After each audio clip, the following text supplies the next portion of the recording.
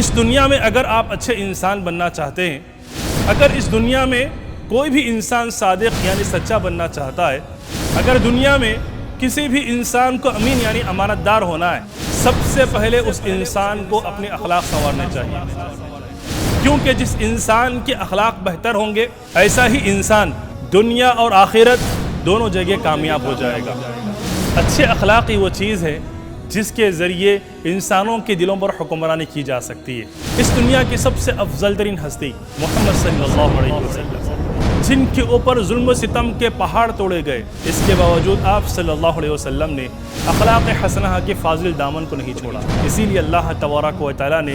آپ کی شان اقدس میں بیان فرمایا وَإِنَّكَ لَعَلَىٰ خُلُقٍ عَظِيمٍ، اے اللہ کے نبی بے شک آپ بلند اخلاق کے رتبے پر فائز ہیں۔